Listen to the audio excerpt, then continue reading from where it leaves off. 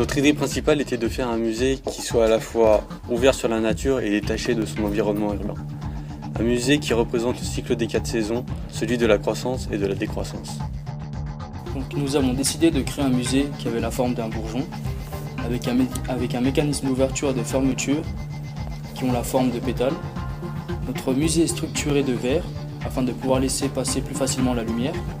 Ce qui est intéressant dans notre concept, c'est que le visiteur entre par le toit. Il a dès lors une vision plus globale de l'exposition. Et ce musée est également entouré de verdure qui a la forme d'une feuille, où les nervures sont représentées par des rivières où l'eau s'échappe pour regagner la Rhône et le Saône. La visite est en perpétuel contact avec le cycle de l'eau et propose un chemin au spectateur.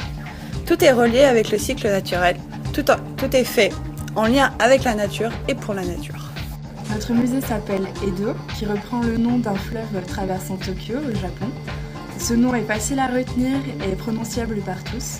La partie aide du logo change selon les saisons pour rappeler le cycle de la nature.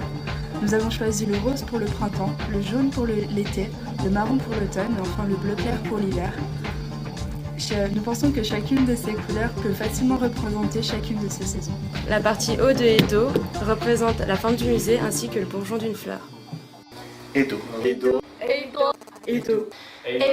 L'éclosion d'eau sphère.